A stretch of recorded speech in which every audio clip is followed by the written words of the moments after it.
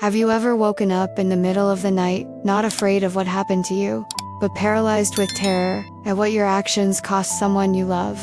Because for Emma Carson, the nightmares that haunted her 3 days after leaving the hospital weren't about kidnapping, or torture, or men planning to execute her in a cold storage facility. They were about Jake Mercer being handcuffed and taken to prison while she watched, utterly powerless, knowing with devastating certainty that every criminal charge he faced, every potential year of prison that hung over his future, existed for one singular reason.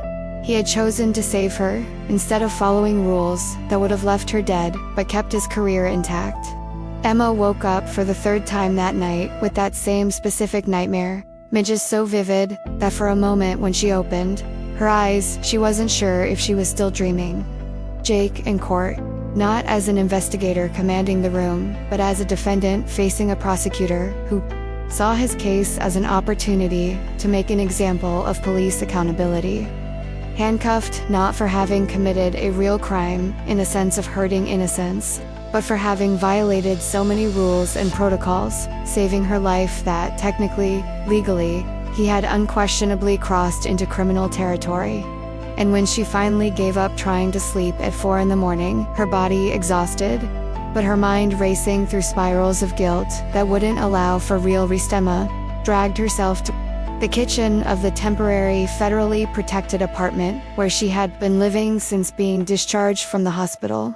She hoped to find darkness and silence, hoped to have a few hours alone to process the weight she was carrying without having to hide from Jake how much it was destroying her.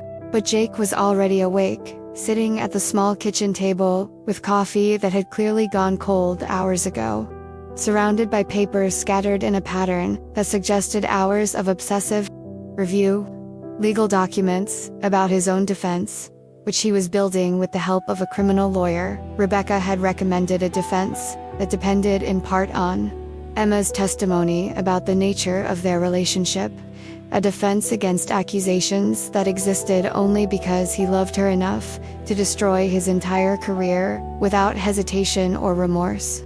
Stay with me until the end of this story, because what happened in that kitchen at 4 a.m. wasn't just about Emma finally vocalizing the guilt she'd been carrying, or about Jake reassuring her that he wasn't to blame. It was about a necessary confrontation with a truth they had both been avoiding. That love born of trauma comes with the specific weight of knowing exactly how much it cost, of carrying the knowledge of sacrifices that can never be undone, of having to decide if that love is worth a price that continues to be exacted long after the immediate physical danger has passed. 3 days had passed since Emma had been discharged from the hospital. Only 3 days, but each one had been a masterclass in fully processing, not abstractly, but concretely, through specific details and real legal implications, exactly what price Jake had paid for the decisions he made in those desperate hours of rescue. 3 days of meetings with his lawyers, where Emma had sat silently listening to each potential charge being detailed. Voluntary manslaughter for the death of the man Jake had shot, aggravated assault for the injuries of the other two, operating as a vigilante outside of any legal authority. 3 days of newspaper headlines that Emma couldn't stop reading even though she knew they were harmful articles that alternately portrayed Jake as a hero who had saved an innocent life, or a dangerous vigilante who had used his badge as an excuse for unauthorized violence. Online comments were divided between people who thought he deserved a medal and people who insisted that no one was above the law, that if police were allowed to operate outside the rules, the entire justice system would collapse. 3 days of watching the man she loved face a very real possibility of prison. Not an abstract possibility, but a concrete probability that his lawyer had quantified in brutally honest percentages during a meeting Emma had insisted on attending. 30% chance of complete acquittal if they went to trial. 50% chance of conviction on at least some charges resulting in 2 to 5 years in prison. 20% chance of conviction on more serious charges resulting in 5 to 10 years. and the weight of that guilt, the knowledge that each of those potential years in prison existed because Jake had chosen her life over his own freedom, was destroying Emma in ways that physical kidnapping never had. Because you can survive trauma that other people inflict on you. You can process and heal and eventually move on. But how do you survive knowing that the person you love could spend the next decade in prison for the sole crime of loving you enough to save her? Emma stood in the kitchen doorway for a moment, just watching Jake surrounded by those legal documents, and something inside her finally broke completely. It didn't break dramatically or noisily, but in that silent and devastating way where you realize you can no longer carry the weight alone. That you have to verbalize what is destroying you from the inside out, even if words seem completely inadequate to express the magnitude of guilt. Jake must have sensed her presence or heard her breathing change, because he lifted his head from the documents and looked directly at her. And what Emma saw in that face, that had become so familiar, deep exhaustion that went beyond lack of sleep. Lines of tension around his eyes, but also that fundamental gentleness that never faded, no matter how stressed he was. Made tears she had been holding back for 3 days finally begin to fall. "Emma," Jake said softly, pushing documents aside and starting to stand. "What happened? Are you okay? Any injuries?" "No," Emma interrupted him, her voice hoarse and broken. "It's not physical injuries. Those are healing well. It's Jake. I can't do this anymore. I can't wake up in the middle of the night anymore, seeing you being taken to prison, and pretend during the day that I'm processing everything okay." She stepped fully into the kitchen now, her hands visibly trembling as she pulled up a chair and sat down across from him. "You're going to prison because of me," Emma said, and hearing those words aloud somehow made it all the more real, all the more devastating. "I read all those documents your lawyer sent. I studied every charge, every legal statute you violated, every potential year of sentencing. And Jake, all of this exists for a reason, because you saved me. If you've ever felt that kind of overwhelming guilt, not for something you did wrong, but for simply existing and having someone sacrifice everything for you, share in the comments how you dealt with it." Because what Emma was experiencing in that kitchen at 4 in the morning wasn't just about gratitude or worry. It was about carrying the weight of knowing that someone's entire future had been irreversibly altered by decisions made to save her, and not knowing how to live with that knowledge. "Emma," Jake began, but she shook her head, needing to finish before her courage failed her. "You had a life before me," Emma continued, words spilling out in a desperate rush now that the floodgates had been opened. "A real career you built since you were 22. A badge I saw you polish so carefully, which I know meant more than just metal. A reputation as one of the county's best officers. I heard other officers speak of you with genuine respect. A future that included promotions and eventually retirement with a full pension and a legacy of exemplary service." Emma wiped away tears with the back of her hand, but new ones just kept coming. "And in 3 hours I destroyed all of that. Just existing, just needing to be saved, just being too weak to protect myself. 3 hours. Jake, 3 hours of the time you spent rescuing me cost you 14 years of work." Jake had remained completely still while she spoke, and Emma couldn't decipher the expression on his face. It was a complex mixture of pain at seeing her in distress, something that looked like frustration, and that intensity that always appeared when he was processing something deeply important. "So, how am I supposed to live with this?" Emma asked, her voice breaking completely now.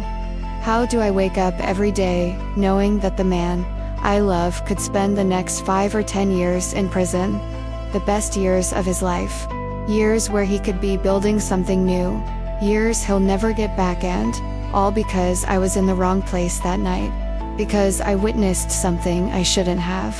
Because I wasn't smart enough to run away faster or strong enough to defend myself." If this part resonates with you, if you're feeling the weight of the guilt Emma carries, even though it's not her fault at all, leave a like here, because what comes next will show something fundamental about real love, about the difference between a sacrifice you regret and a choice you would make 1,000 times over, even knowing the full price. Jake finally moved, reaching across the table to take both of Emma's hands with a gentleness that contrasted with the visible urgency. In his eyes, "Emma, stop," he said, not as a command, but as a desperate plea.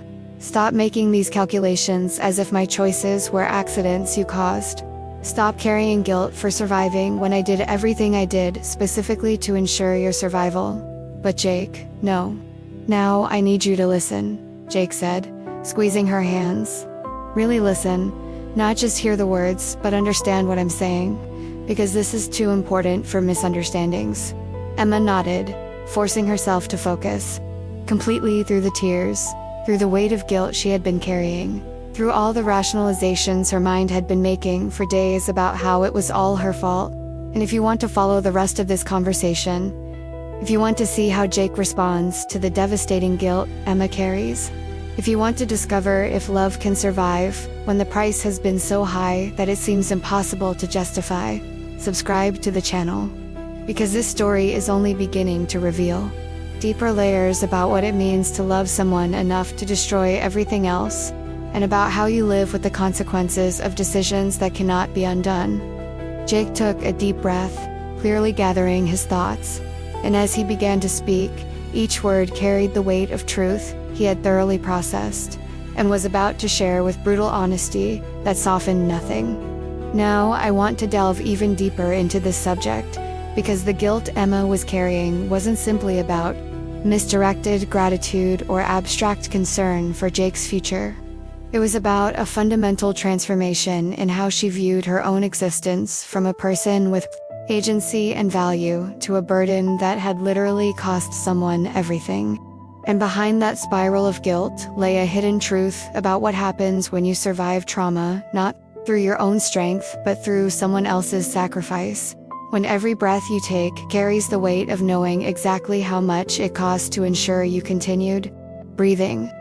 Emma couldn't stop doing those obsessive mental calculations, impossible equations that her mind ran over and over, as if there were a mathematical solution to the moral dilemma she faced.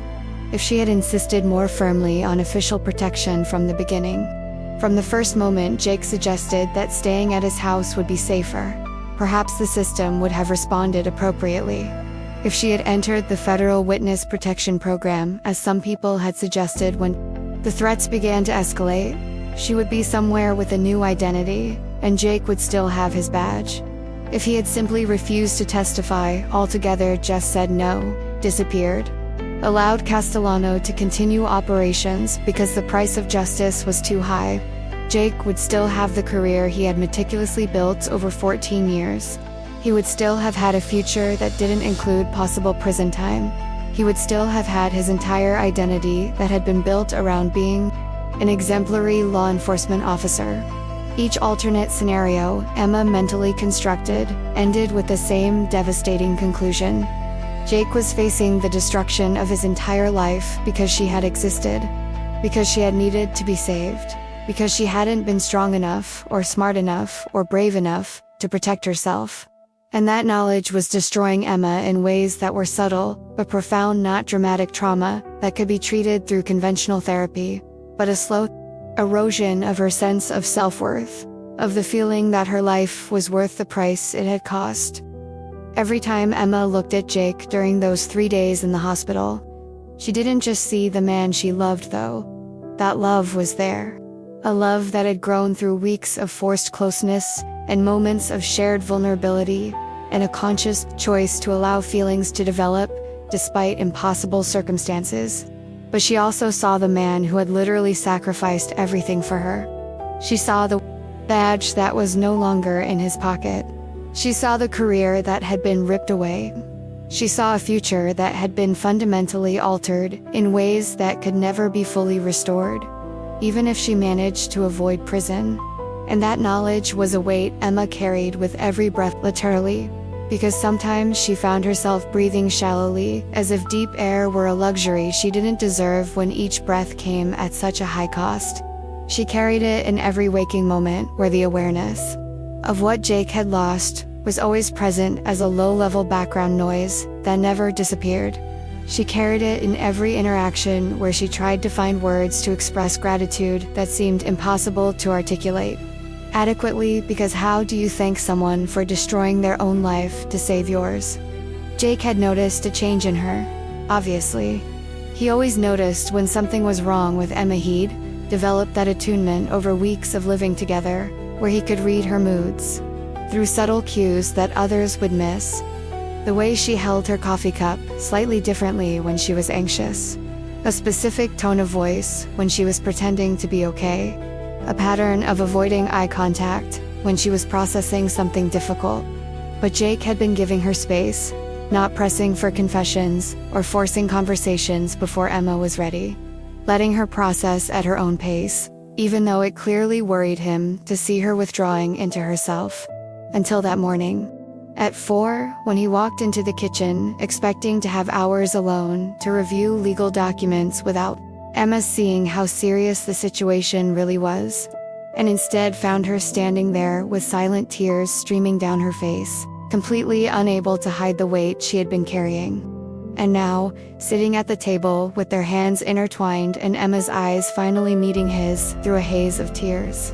Jake had to find a way to break that spiral of guilt before it destroyed Emma as completely as kidnapping never had. Emma, Jake began, and there was gentleness in his voice, but also a firmness that wouldn't allow her to deflect or minimize what he was about to say. You're asking completely wrong questions. You're treating my choices as if they were accidental consequences of your actions, as if I were a passive victim of circumstances you created. But that fundamentally distorts the true nature of what happened. Jake squeezed her hands, his thumb tracing circles on the back of her hand in a gesture that had become comforting and familiar. I didn't destroy my career because of you, as if you forced or manipulated or somehow coerced me. I made conscious, deliberate, fully informed choices about crossing specific legal and professional lines. And I made those choices, not because you asked me to, because you never asked. You never would have asked, but because the alternative was unacceptable to me. But Jake, Emma protested, her voice still broken, but trying to articulate the confusion she had been feeling. The alternative was to follow protocol. It was to wait for proper backup. It was to coordinate with other agencies. It was to carry out the rescue through channels that would have kept everything legal and defensible. You chose not to do those things, and you chose that for me. Yes, Jake agreed, without hesitation. I specifically chose not to follow protocol, knowing I would arrive too late. Emma, when Rebecca said she needed 20 minutes to arrive as backup, and I knew you didn't have 20 minutes, that wasn't a difficult decision. It was a clear choice between possibly saving you through immediate action or definitely arriving too late. Through appropriate prudence. Jake leaned closer, the intensity in his eyes making Emma focus completely despite her tears. And when I walked into that warehouse and saw you tied to that chair, surrounded by men who had orders to kill you. When I saw the bruises on your face and the marks on your wrists, and the terror in your eyes, even though you were trying to keep your composure at that moment, there was no protocol, no career, nothing except the primal need to ensure your survival. So you're saying it was an emotional decision, Emma said, trying to understand, that you acted out of love instead of logic, and that's why you're now facing criminal charges. No, Jake corrected firmly. It wasn't a purely emotional, thoughtless decision. It was a decision where I consciously prioritized the value of human life, your life, specifically over considerations about my career. Emma, this isn't irrationality. It's a hierarchy of values where the person I love matters more than the badge I wear. Jake paused, clearly choosing his next words carefully. And Emma, here's a crucial thing you need to understand. I don't regret it. I'm not saying this to make you feel better, or to minimize the seriousness of the situation I'm facing. I'm saying it as a literal fact. When I think about the decisions I made that night, when I relive the sequence of events in my mind, there isn't a moment where I think I should have done things differently. How can you not feel remorse? Emma asked, genuinely not understanding. Jake, you're facing possible prison. Years of your life you'll never get back. How can you look at that and not think the price was too high? Because the alternative was you being dead, Jake said with brutal simplicity that left no room for ambiguity. Emma, I carried Sarah Hollis's guilt for 6 years.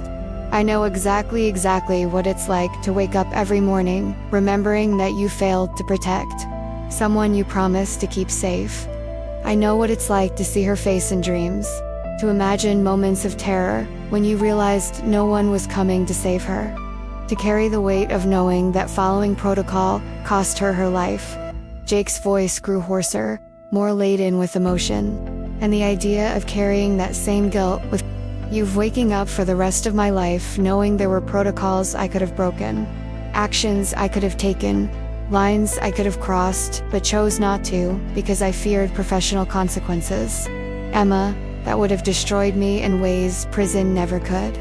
I'd much rather be in prison knowing you're alive than free knowing you died because I prioritized my career over doing what was necessary. Comment below. He chose her above all else, without regret. Now I want to delve even deeper into this subject. Because Jake's words, I'd rather be in prison knowing you're alive, weren't just a romantic declaration or emotional exaggeration to make Emma feel better. They were literal truths that revealed a fundamental hierarchy of values Jake had discovered about himself during those desperate hours of rescue. And behind that confession was the transformation of a man who had lived his entire life by abstract rules and principles, discovering that when tested in the furnace of impossible choice, a specific person mattered more than any ideology, career, or even personal freedom.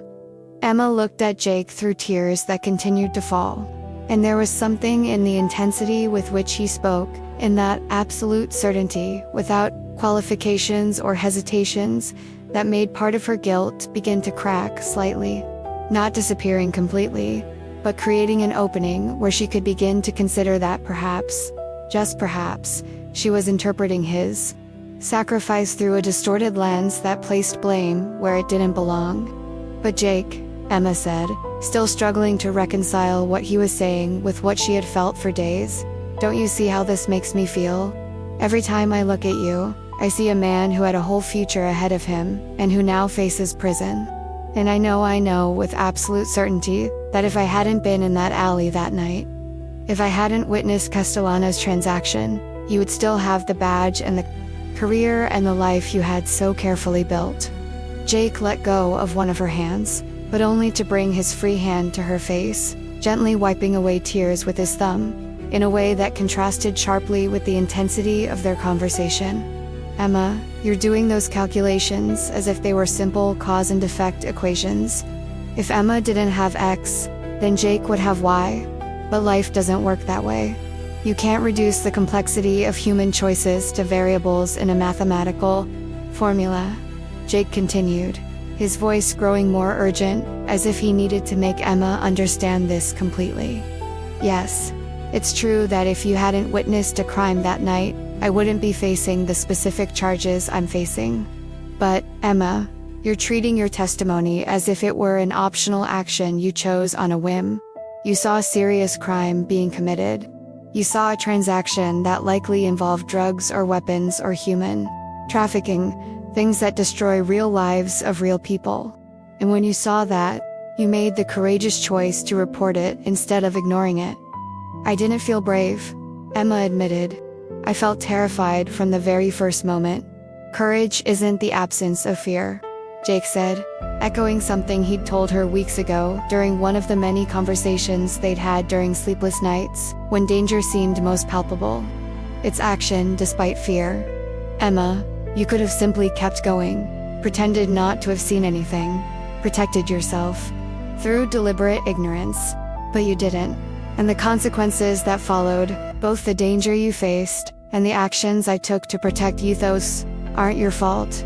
They're the responsibility of criminals who created the situation through their own choices. Emma wanted to believe it. She wanted to accept the logic of what Jake was saying. But there was still that persistent voice in her mind, whispering that if she had been stronger, more capable, less in need of rescuing, Jake wouldn't have had to cross the lines he did. But I couldn't protect myself, Emma said, voicing that thought for the first time. Jake, during the kidnapping, I was completely defenseless. Yes, I resisted when they took me from the apartment, but it made no difference. I was tied to that chair, awaiting execution, unable to do anything about it. If I had been stronger, if I had the training you have, if I had managed to escape on my own, then you would be dead, Jake interrupted her with a firmness, bordering on harshness. Not out of anger, but out of a need to break that train of thought before it went any deeper.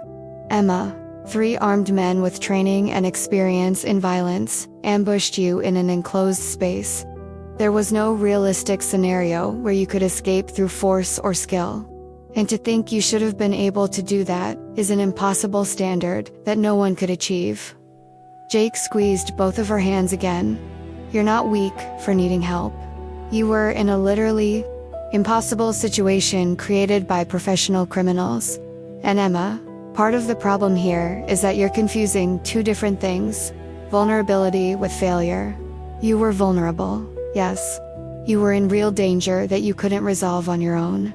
But that's not a moral failing or a character flaw.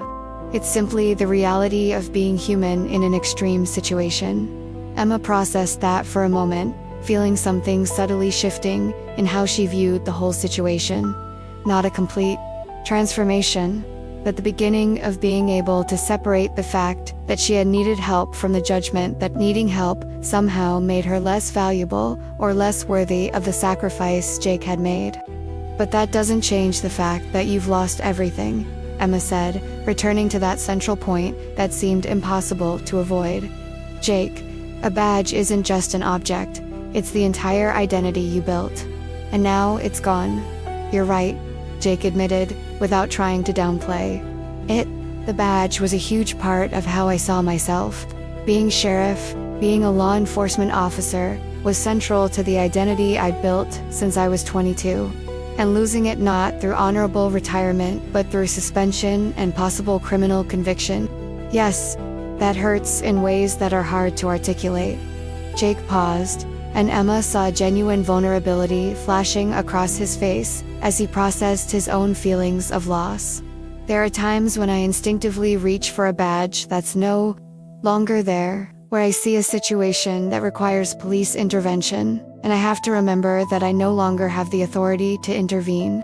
Where I think about future plans, and then remember that the future I had imagined, promotions, mentoring younger officers, retirement with a full pension, all of that has been forever altered. Then how can you say you don't regret it? Emma asked, genuinely trying to understand.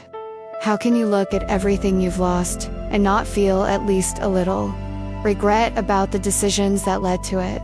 Because when I do that calculation, Jake explained, I'm not comparing life with a badge versus life without a badge. I'm comparing life without a badge, but with you alive, versus life with a badge, but with you dead. And Emma, that second option where I followed proper protocols and maintained my career, but arrived too late to save her, isn't a life I could live.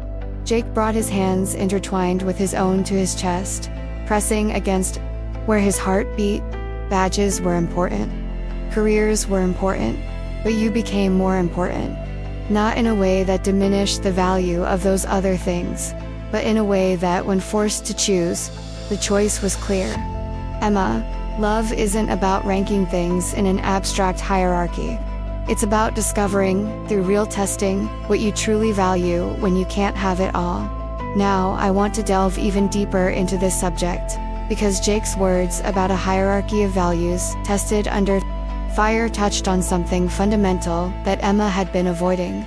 The revelation that the guilt she carried wasn't just about specific consequences for Jake, but about a much deeper spiral of self-criticism that questioned every decision she had made since that night in the alley.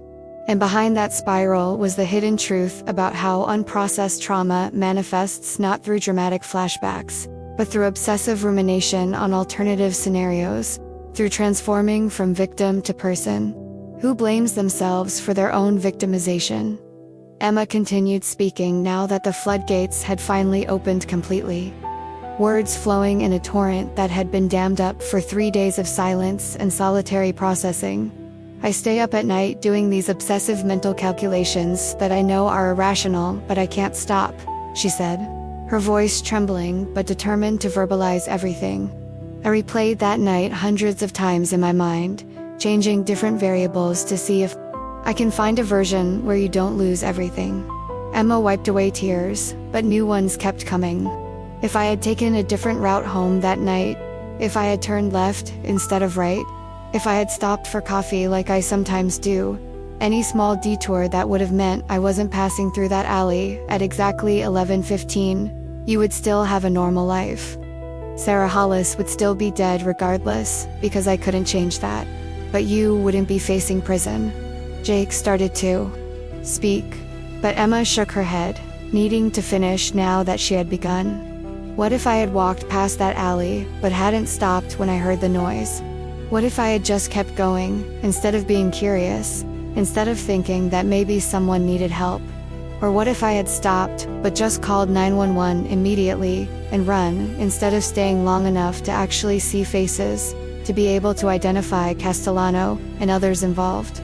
Any of those choices would have resulted in you keeping your badge. Emma looked at legal documents scattered across the table, physical evidence of destruction she felt responsible for causing. And then I keep doing these calculations about all the decisions after that initial night, she said, her voice breaking under the weight of all the choices she had mentally revisited. If I had insisted more firmly on official protection from the beginning, even when you said you didn't trust the system, if I had pushed the issue instead of accepting your arguments about why your house was safer, if I had entered the federal witness protection program as Rebecca initially suggested, it would have meant a new identity and losing connection to your old life, but you would have kept yours. The words were coming out faster now, Emma barely breathing between sentences, because she was afraid that if she stopped, she would lose the courage to say the rest. If I had simply refused to testify altogether and disappeared on my own, just moved to another state and started from scratch without anyone's official involvement. If I had been more careful about going to the apartment when Castellano was free, you warned me it was risky, but I insisted because I wanted appropriate clothes for the hearing, because I put vanity above safety. Emma forced herself to look directly at Jake. Each of those choices, every decision point, where I made a choice that eventually led to you having to rescue me in ways that destroyed my career, those are my responsibilities. So how do I live with that, Jake? How do I wake up each day knowing that the man I love could spend the next 5 or 10 years in prison because I existed in the wrong place at the wrong time? Because I needed to be saved? Because I wasn't strong enough or smart enough to protect myself? Emma's voice was completely broken now, words escaping between sobs. And the worst part is that you keep saying you don't regret it, that you'd do it all again, and that only makes the guilt more intense because it means you don't see a problem with having destroyed an entire future. It means your love for me is so great that it blinded you to the reality that I'm not worth the price you paid. Jake had been listening intently, letting Emma verbalize her spiral of guilt without interrupting. And Emma could see emotions coursing through his face, pain at seeing her in such anguish, frustration with the system that had created a situation where she carried guilt for surviving, and something that seemed like a growing determination to break that spiral before it completely destroyed Emma. Emma, stop, Jake finally said when it was clear she was finished, when words had finally run out, leaving only silent tears. Stop doing those calculations because they're all based on a false premise that you need to accept. Before any of them make sense. Jake moved from his chair to sit beside her instead of across the table. That physical gesture of closeness communicating that this wasn't a confrontation, but a conversation between partners. The false premise is that you're responsible for other people's actions, that the choices criminals made, Castellano deciding to operate a criminal organization, kidnappers deciding to get you, all the steps that led to you being in danger, that somehow it's your fault because you were in the wrong place. Jake took her hand, intertwining their fingers. Emma, you didn't create danger. You witnessed a crime and reported it. Is exactly what any responsible citizen should do. And when you were put in danger for doing the right thing, it wasn't because you were weak or inadequate. It was because bad people made bad choices to victimize you. But all those choices I mentioned, Emma protested. The decisions I made about the route home, about stopping in the alley, about not going into witness protection. These are normal choices for a person living their life. Jake interrupted her gently but firmly. Emma, you can't live life in constant paranoia about every little decision that could potentially lead to danger. Taking your regular route home isn't a mistake, it's simply living. Stopping when you heard a noise because you thought someone might need help isn't a failure, it's compassion.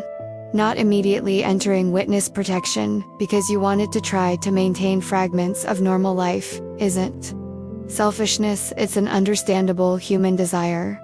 Jake brought his free hand to her face, gently forcing her to maintain eye contact. And Emma, about you not being strong enough to protect yourself. That's an impossible standard. You were targeted by a professional criminal organization with resources and experience in violence. No amount of training or strength would have made a difference when 3 armed men ambushed you. Expecting you to have been able to defend yourself is like expecting you to have been able to fly. Oh, it's physically impossible, not a reflection of your inadequacy. Emma wanted to argue, wanted to hold on to that guilt because, strangely, it had become familiar. A way of processing trauma through self-blame, instead of facing the more terrifying truth that sometimes terrible things happen to people who have done nothing wrong. But Jake's words were beginning to penetrate that resistance, beginning to create cracks in the logic of the spiral of guilt. So you really don't blame me? Emma asked in a small voice. For none of this. Not only do I not blame you, Jake said, with an intensity that left no doubt, but I feel privileged to have been in a position to help when you needed it. Emma, yes, there are consequences for my actions. Yes, I'm facing serious charges that could result in prison. But when I weigh that against the alternative of you being dead, there's no competition. You alive is worth any price I have to pay. Comment below. He doesn't blame her for absolutely anything. Jake's response, rejection of blame. Jake remained quiet for a long moment, and Emma saw emotions coursing across his face: pain at seeing her in distress, frustration with the system that had created a situation where she felt guilty for surviving, and love so profound it was almost palpable. Emma, he finally said, taking both her hands, you're asking the wrong questions. It's not how do you live with this, it's how would I live with myself if I had done things differently. And the answer is that I couldn't. But Jake, no, now it's my turn to end this, Jake said with gentle firmness. Emma, you're treating my choices as if they were accidental consequences of your actions. As if I were a passive victim of circumstances you created. But that fundamentally distorts what really happened. Jake shook her hand. I didn't ruin my career because of you. I made conscious, deliberate, informed choices about crossing specific lines, because the alternative following protocol that I knew would arrive too late was unacceptable to me. Not because you were special in the abstract, but because you specifically had become the most important person in my life. Now I want to delve even deeper into this subject, because Jake's explanation about not being able to wish for an alternate scenario where he kept his badge but arrived too late wasn't just rationalization or a way to make Emma feel better. It was a fundamental truth he had discovered about himself, that the identity he had built over 14 years as an exemplary police officer was secondary to deeper values about protecting the people he loved. And behind that statement was a transformative journey where Jake had had to confront who he really was versus who he thought he should be, and had chosen authenticity over appearance. Emma, listen to this and believe it because it's the most fundamental truth I know, Jake said. And there was an intensity in his voice that literally made Emma stop crying just to focus completely on him, to absorb every word he was about to say. I would do it all again. And I'm not saying that despite the consequences, as if consequences are some unfortunate surprise I didn't anticipate.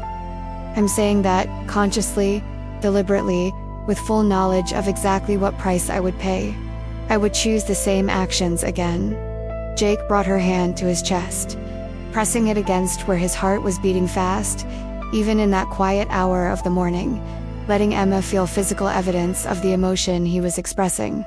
If there were a way to go back in time to that night when I got the call at 2:37 in the morning and heard, "You shout my name," before the line cut.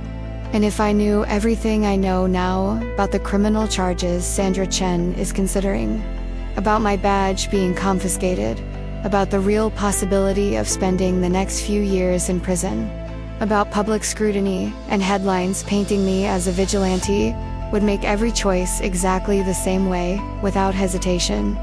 Emma could feel his heartbeat beneath her palm, could feel how fast it was beating, despite the outward calm he was trying to maintain. I would leave the apartment crime scene before Morrison arrived, taking his cell phone as unauthorized evidence. I would enter that warehouse alone without waiting for Rebecca or proper backup. I would use lethal force against those 3 men, without giving them an adequate opportunity to surrender. I would do every action that now exposes me to criminal charges, because the alternative following procedures that would have kept me legally safe but would have come too late to save her is an alternative I cannot accept. Why? Emma whispered, still struggling to fully process what Jake was saying with the weight of guilt she carried. Jake, why risk so much? Why put everything, freedom, future, years of life you'll never get back, if you go to prison in the line for me? Because the alternative was arriving too late and having to live the rest of my life knowing I followed the rules while you died, Jake said with brutal simplicity that made no attempt to soften the reality of what he was describing. Emma, I've carried the guilt of Sarah Hollis for 6 years now. I know exactly what it's like to wake up every morning remembering that I failed to protect someone I promised to keep safe. I know what it's like to see her face in dreams, to imagine moments of terror when I realized no one was coming to save her, to carry the weight of knowing that if I had broken some rules, if I had acted outside of authorization, she might still be alive. Jake's voice grew hoarser as he spoke about Sarah, and Emma saw how that old guilt still deeply affected him even after 6 years. And the idea of carrying that same guilt with you, of waking up every day for the rest of my life knowing that there were protocols I could have broken, actions I could have taken, lines I could have crossed, but consciously chose not to because I feared professional consequences for myself. ... Double quotes. Jake shook his head vehemently. That would have destroyed me in ways that prison never could. Emma, it would have turned me into someone I can't respect. Someone who puts self-preservation above doing what's right when it really matters. Emma, I'd much rather be in prison knowing you're alive, knowing I did everything I could, than be free, knowing you died because I prioritized career and legal security over doing what was necessary to save you. Emma processed this for a long moment, feeling something fundamental shifting in how she viewed the whole situation. Not that guilt disappeared completely, that would probably take time and likely therapy to fully process. But she began to see that she was placing blame in the wrong place.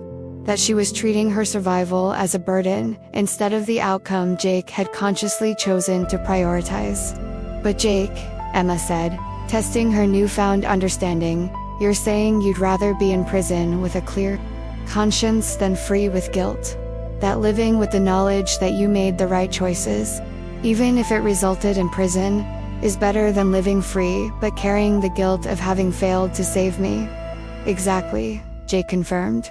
Emma, a badge was important to me. Career was important.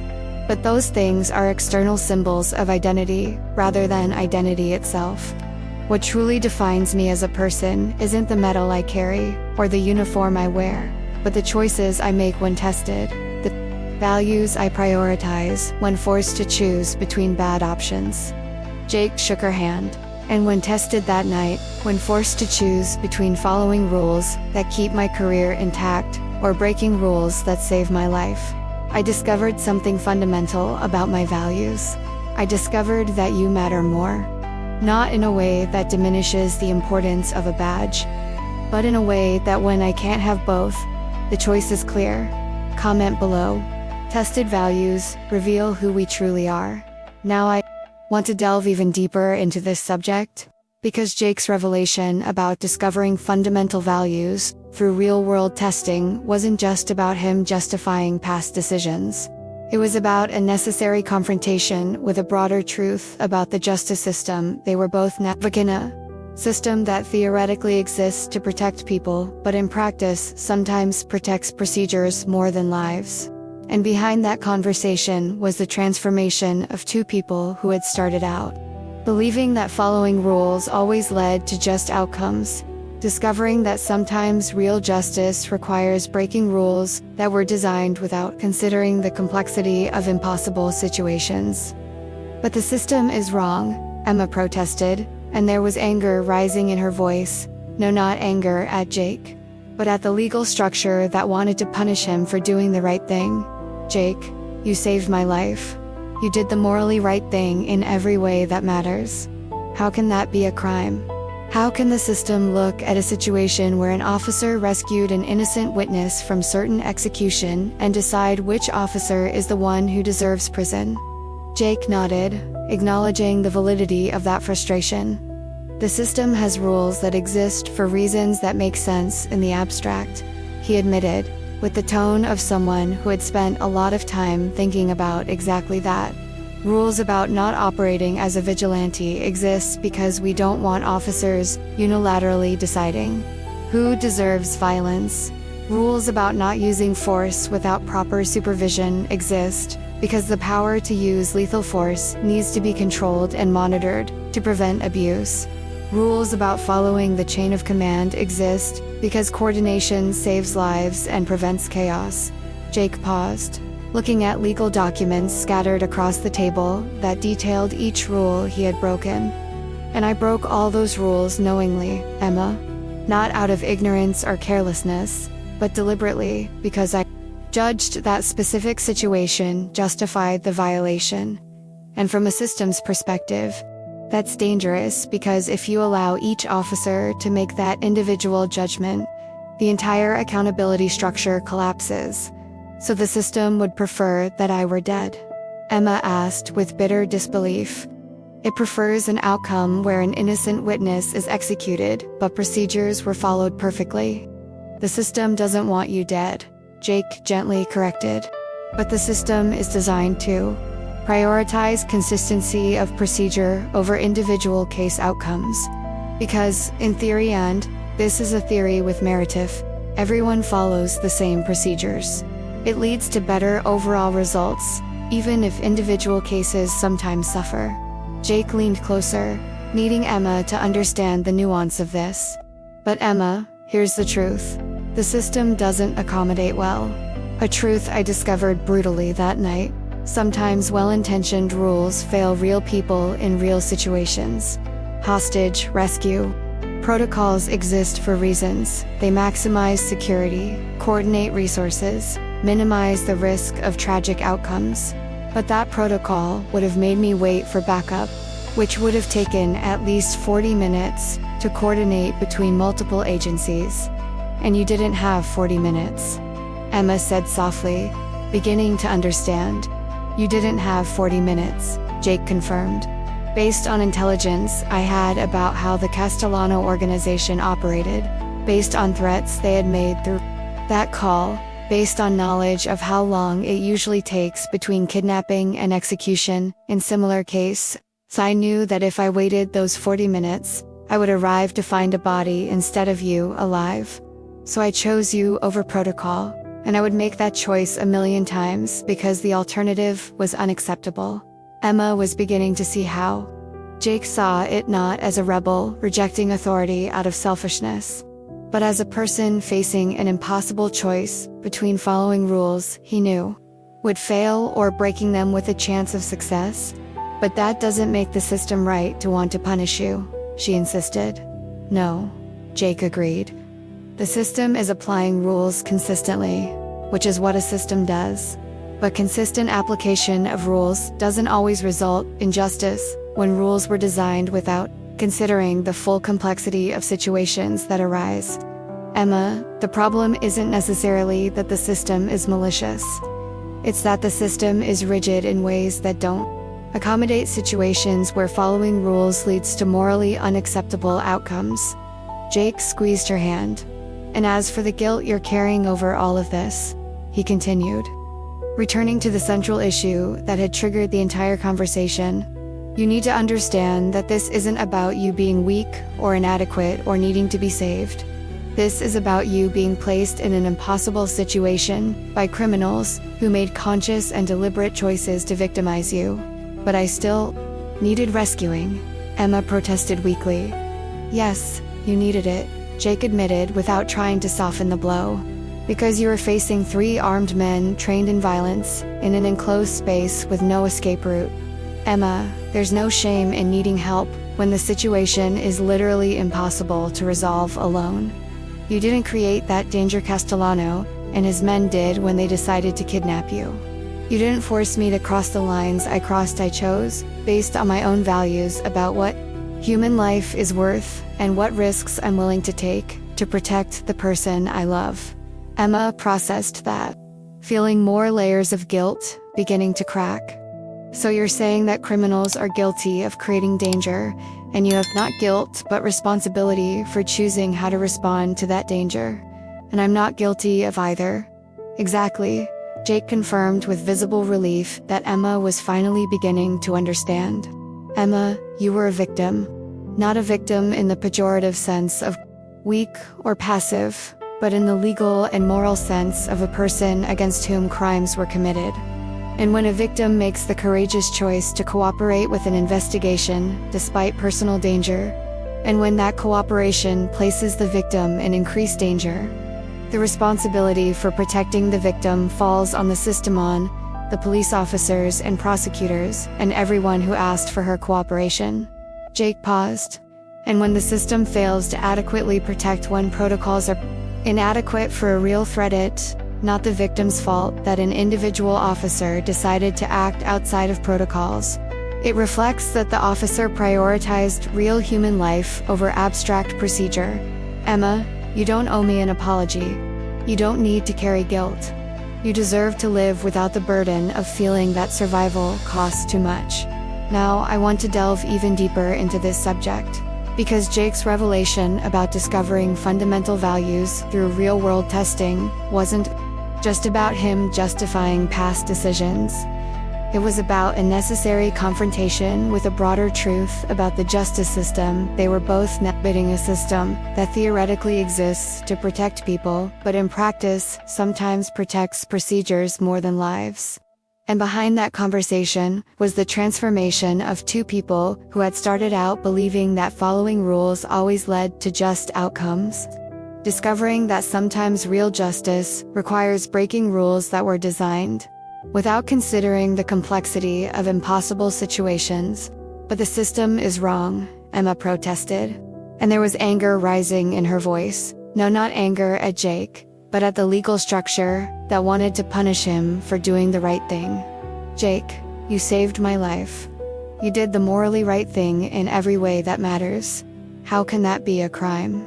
How can the system look at a situation where an officer rescued an innocent witness from certain execution and decide which officer is the one who deserves prison? Jake nodded, acknowledging the validity of that frustration. The system has rules that exist for reasons that make sense in the abstract, he admitted, with the tone of someone who had spent a lot of time thinking about exactly that. Rules about not operating as a vigilante exist because we don't want officers unilaterally deciding who deserves violence. Rules about not using force without proper supervision exist because the power to use lethal force needs to be controlled and monitored to prevent abuse. Rules about following the chain of command exist because coordination saves lives and prevents chaos. Jake paused. looking at legal documents scattered across the table that detailed each rule he had broken. And I broke all those rules knowingly, Emma. Not out of ignorance or carelessness, but deliberately, because I judged that specific situation justified the violation. And from a systems perspective, that's dangerous, because if you allow each officer to make that individual judgment, the entire accountability structure collapses. So the system would prefer that I were dead? Emma asked with bitter disbelief. It prefers an outcome where an innocent witness is executed, but procedures were followed perfectly. The system doesn't want you dead, Jake gently corrected. But the system is designed to prioritize consistency of procedure over individual case outcomes. Because, in theory, and this is a theory with merit, if everyone follows the same procedures, it leads to better overall results, even if individual cases sometimes suffer. Jake leaned closer, needing Emma to understand the nuance of this. But Emma, here's the truth. The system doesn't accommodate well. A truth I discovered brutally that night. Sometimes well-intentioned rules fail real people in real situations. Hostage rescue protocols exist for reasons. They maximize security, coordinate resources, minimize the risk of tragic outcomes. But that protocol would have made me wait for backup, which would have taken at least 40 minutes to coordinate between multiple agencies. And you didn't have 40 minutes, Emma said softly, beginning to understand. You didn't have 40 minutes, Jake confirmed. Based on intelligence I had about how the Castellano organization operated, based on threats they had made through that call, based on knowledge of how long it usually takes between kidnapping and execution in similar cases, I knew that if I waited those 40 minutes, I would arrive to find a body instead of you alive. So I chose you over protocol, and I would make that choice a million times, because the alternative was unacceptable. Emma was beginning to see how. Jake saw it not as a rebel rejecting authority out of selfishness, but as a person facing an impossible choice between following rules he knew would fail or breaking them with a chance of success. But that doesn't make the system right to want to punish you, she insisted. No, Jake agreed. The system is applying rules consistently, which is what a system does. But consistent application of rules doesn't always result in justice when rules were designed without considering the full complexity of situations that arise. Emma, the problem isn't necessarily that the system is malicious. It's that the system is rigid in ways that don't accommodate situations where following rules leads to morally unacceptable outcomes. Jake squeezed her hand. And as for the guilt, you're carrying over all of this, he continued, returning to the central issue that had triggered the entire conversation. You need to understand that this isn't about you being weak or inadequate or needing to be saved. This is about you being placed in an impossible situation by criminals who made conscious and deliberate choices to victimize you. But I still needed rescuing, Emma protested weakly. Yes, you needed it, Jake admitted, without trying to soften the blow. Because you were facing 3 armed men trained in violence in an enclosed space with no escape route. Emma, there's no shame in needing help when the situation is literally impossible to resolve alone. You didn't create that danger, Castellano, and his men did when they decided to kidnap you. You didn't force me to cross the lines I crossed. I chose based on my own values about what human life is worth and what risks I'm willing to take to protect the person I love. Emma processed that, feeling more layers of guilt beginning to crack. So you're saying that criminals are guilty of creating danger, and you have not guilt, but responsibility for choosing how to respond to that danger. And I'm not guilty of either. Exactly, Jake confirmed with visible relief that Emma was finally beginning to understand. Emma, you were a victim. Not a victim in the pejorative sense of weak or passive, but in the legal and moral sense of a person against whom crimes were committed. And when a victim makes the courageous choice to cooperate with an investigation despite personal danger, and when that cooperation places the victim in increased danger, the responsibility for protecting the victim falls on the system, on the police officers and prosecutors, and everyone who asked for her cooperation. Jake paused. And when the system fails to adequately protect when protocols are inadequate for a real threat, it's not the victim's fault that an individual officer decided to act outside of protocols. Reflects that the officer prioritized real human life over abstract procedure. Emma, you don't owe me an apology. You don't need to carry guilt. You deserve to live without the burden of feeling that survival costs too much. Now I want to delve even deeper into this subject. Because Jake's explanation about Emma deserving to live without the weight of guilt wasn't just about absolving her of responsibility she should never have carried. It was about a deeper revelation that real love, not idealized romantic version, but the kind tested through trauma and real consequences, a series of active choices, rather than passive feelings. And behind that truth was a transformation in how they both understood their relationship. Not as a result of forced circumstances, but as repeated conscious decisions to prioritize each other, even when the cost was devastatingly high. Emma, Jake said, and there was a renewed urgency in his voice, as if he were getting to the core of what he needed her to understand, pulling her closer until the space between them was almost non-existent. I want you to understand something fundamental about how I see this. Something that goes beyond questions of guilt or legal consequences, or even survival. Because this goes to the heart of who we are together and what we've built during these impossible weeks. Emma looked at him, tears finally beginning to subside as she processed everything Jake had said. As the weight of guilt began, it didn't disappear completely, but it began to ease slightly. Love isn't just a passive feeling you experience, Jake said, choosing his words carefully as if he were building a foundation of understanding that needed to be absolutely solid. It's not just attraction or chemistry or even deep compatibility. Those things are components, yes. But real love, the kind that survives testing and trauma and consequences, is a series of active choices you make repeatedly, consciously, even when those choices cost you something. Jake traced her jawline with his gentle fingers. And Emma, every time I had to choose during these weeks, every decision point where there was a path that protected my career and a path that protected you, but I chose you. Not once in a dramatic rescue moment, but repeatedly in dozens of small and large decisions. When I decided you would stay at my house instead of official protection.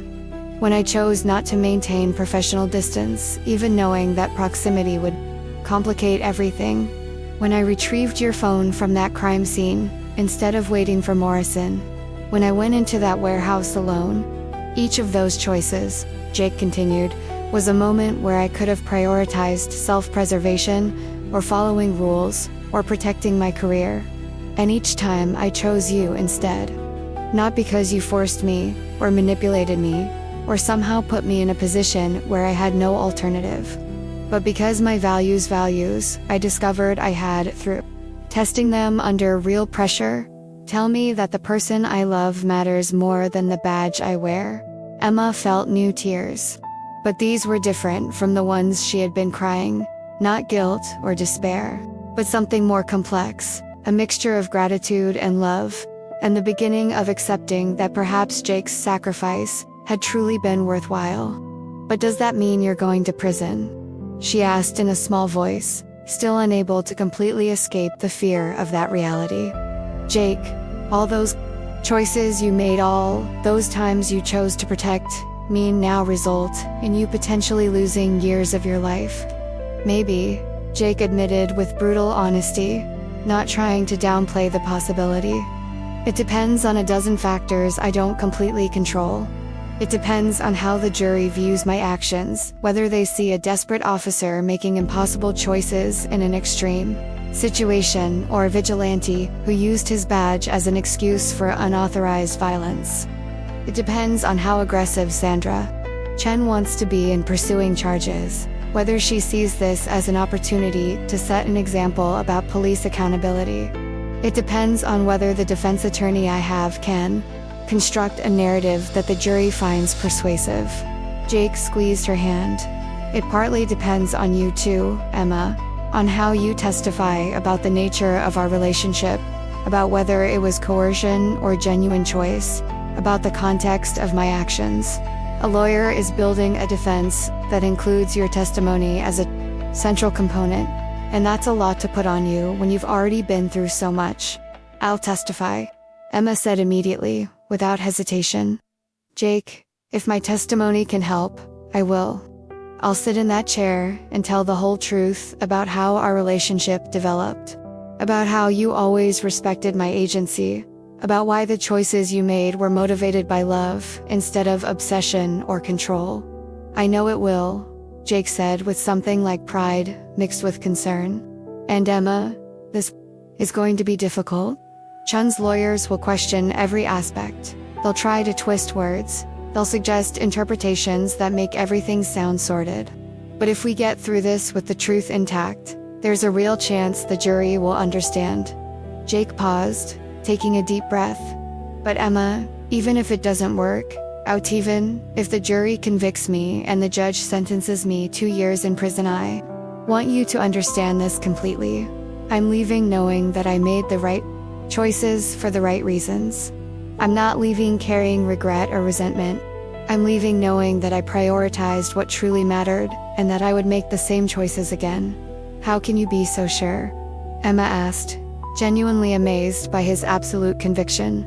Because the alternative, living free, but carrying the guilt of not having done enough, of having prioritized self-preservation over saving her, would be a prison of one's own, Jake explained. Literal prison has an end. Eventually, you would serve your sentence, get out, and start a new life. But the prison of guilt and regret has no release date. It haunts you every day for the rest of your life. Jake brought their intertwined hands to his lips, gently kissing the back of her hand. And when I eventually leave, whether in 3 years or 5 or 10, you'll still be here. Not because you owe loyalty or feel obligated, but because what's between us is real and worth waiting for. And we'll build a future together, Emma. Maybe. Not the future we originally imagined, but a future that is ours and that we consciously build, instead of just letting it happen. Emma was crying openly now. But for the first time in days, these weren't tears of guilt. They were tears of relief, at finally understanding that Jake truly meant everything he said he did. That his love wasn't conditional or based on gratitude she should reciprocate, but a genuine choice he made repeatedly. Comment below. Real love is an active, repeated choice, not a passive feeling. Now I want to delve even deeper into this subject, because that moment when Emma finally allowed herself to cry against Jake's chest, not tears of guilt but of relief, wasn't just about her accepting his reassurances. It was about a fundamental transformation in how they both viewed their relationship. From something born of trauma and need to a conscious partnership built through deliberate choices to face consequences together. And behind that mutual acceptance was the revelation that love that survives extreme testing doesn't emerge weaker but fundamentally stronger, because it was forged under pressure that would have destroyed a less genuine connection. Emma let go completely then, ceasing to fight the tears she had been trying to control, letting herself cry against Jake's chest with the abandon that only comes when you finally stop carrying weight alone. And Jake held her, not trying to silence the crying or rush through emotion, but just holding her with that constant firmness that communicated he wasn't going anywhere, that she could process everything she needed to process while he was there. But this time, the tears were fundamentally different from those Emma had been crying 15 minutes earlier, when the conversation had begun. They weren't guilt consuming her from within, not the crushing weight of feeling she had destroyed Jake's life.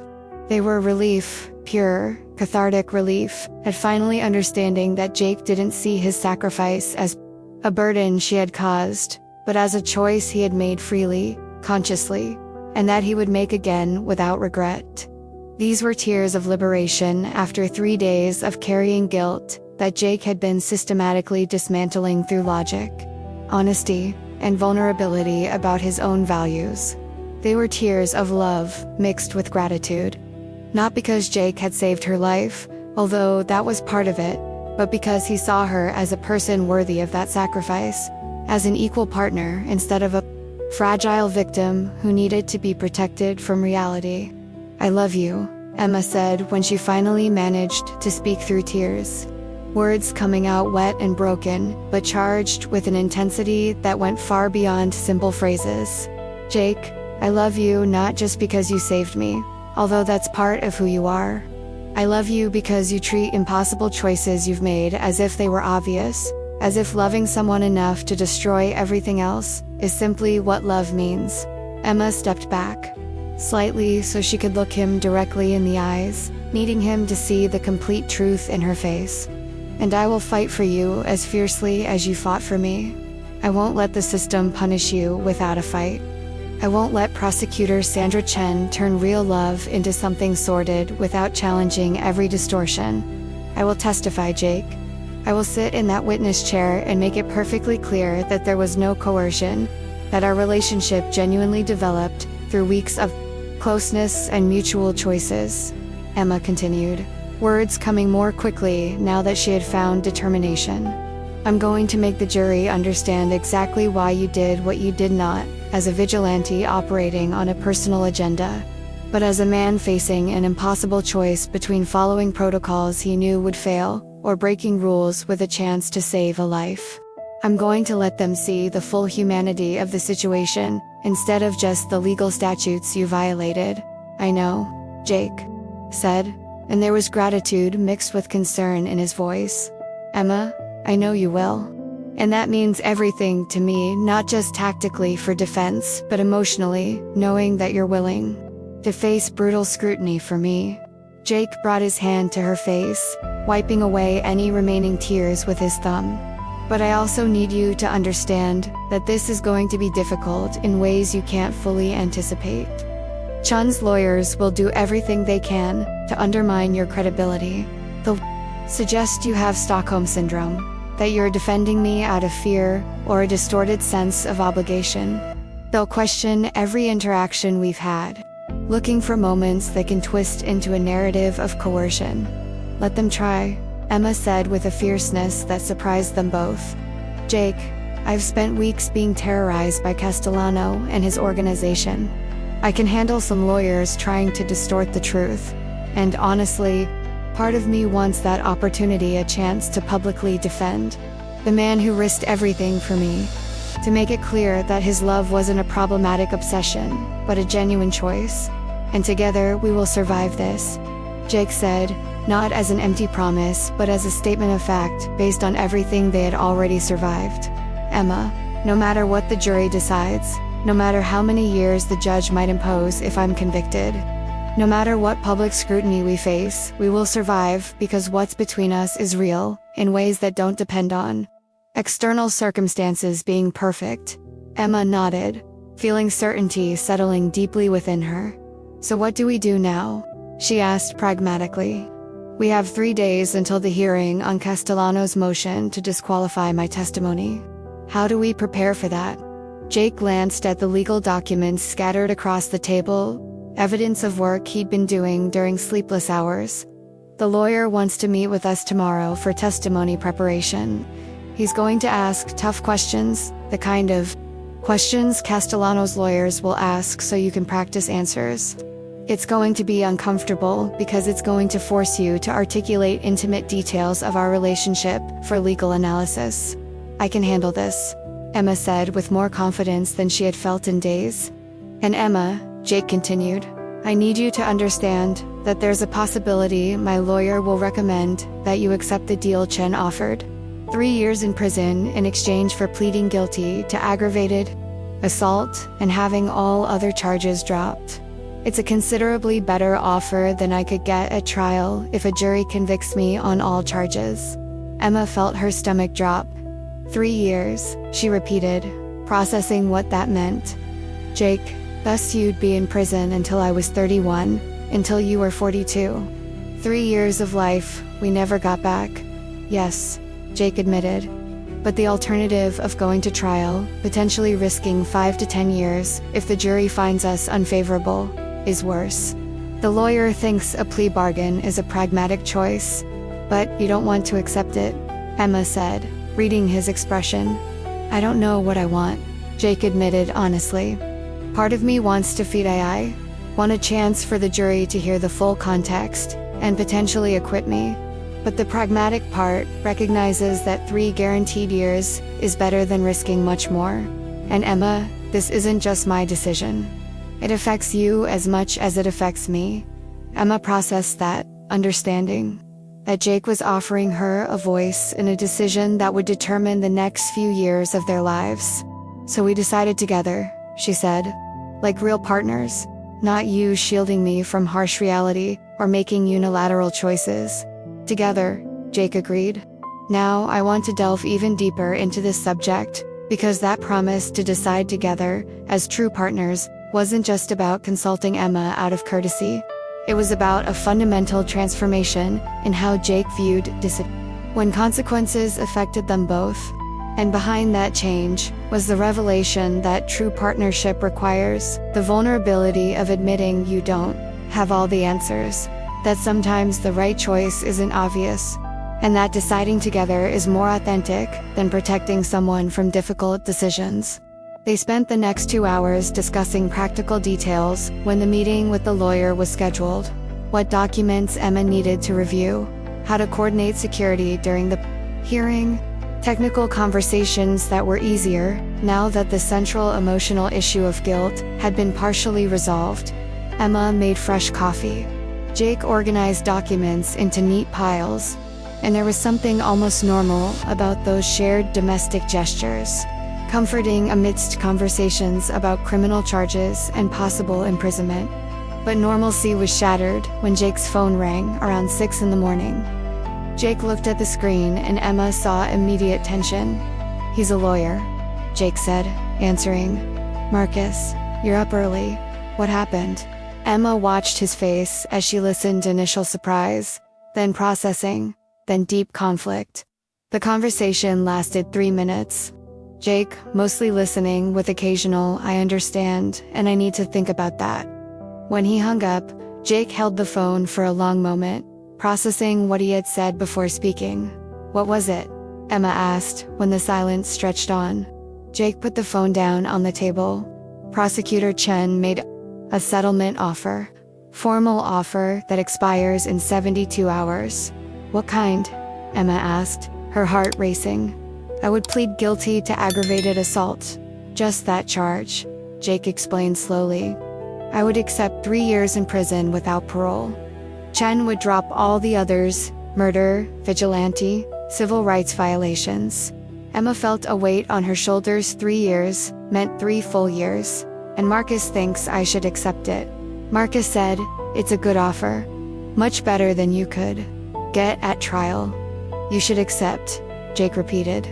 He listed risks. A jury might focus on the dead man instead of the context. Might decide that circumstances don't justify an officer acting outside of authority. If I'm convicted on all counts, 10 to 15 years, even partially, 5 to 7. So 3 years guaranteed versus the risk of much more. It makes mathematical sense. But you don't want to accept it, Emma said. I don't know, Jake admitted. Part of the jury wants to fight. They want to hear the full context, my testimony, to understand that I wasn't a security guard, but an officer making impossible choices. They believe that 12 reasonable citizens would see that I saved an innocent life and decide what circumstances justified my actions. Jake paused. But pragmatism recognizes that juries are unpredictable. Chen is effective. The evidence against me is irrefutable, even if the context is complicated. And if I bet wrong, the consequences are devastating. 3 years guaranteed versus the possibility of acquittal, but the risk of something much worse, Emma summarized. Exactly, Jake confirmed. And this isn't just my decision. It's 3 years of our lives. If I accept a plea deal, you're looking at 3 years of prison visits and monitored phone calls. If I risk it and lose, 10 years or more. But if I win, the jury acquits. We don't lose any time at all. Jake took her hands. What do you think I should do? Emma saw real vulnerability when he asked the question. saw how genuinely he wanted her opinion. He was offering her a real voice, trusting her to help weigh risks, treating her as an equal partner. "I don't know," Emma admitted honestly. "Any choice has enormous consequences. A plea deal means 3 years of guaranteed leave lost. A trial means a chance of acquittal, but the risk of losing much more." Emma shook his hand. "I think we decided based on who we want to be, not just on minimizing harm. Because 3 years accepted through an agreement where you admit guilt you don't fully feel is different from 3 years imposed after we fought."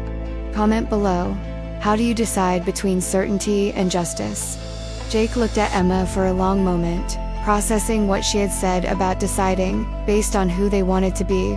And there was something in that logic that resonated deeply, the idea that choice wasn't just about pragmatic risk calculation, but about living according to values they had discovered through trial and error. "You're right," Jake said slowly. "This isn't just about minimizing prison sentences.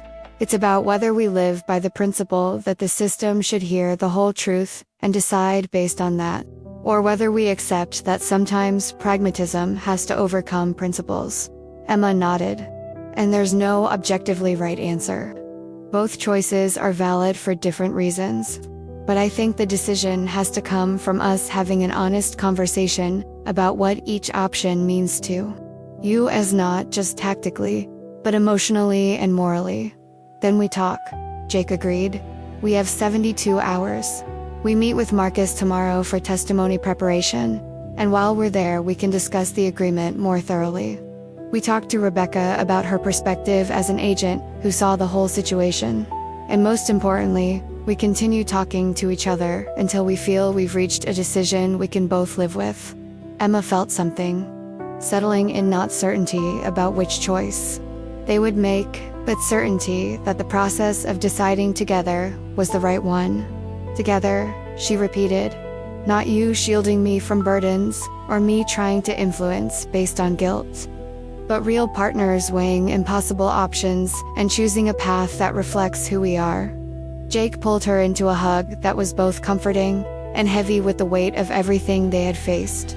3 days, he said against her hair. "In 3 days we decide whether we fight or accept a deal.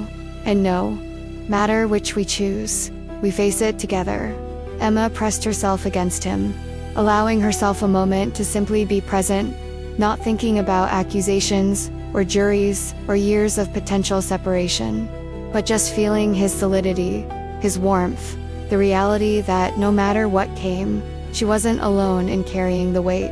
"We'll survive this," Emma said, not as a question, but as a statement of fact, based on everything they had already survived together. "Let's go," Jake agreed. "Because love that has survived everything we've already faced can survive this too.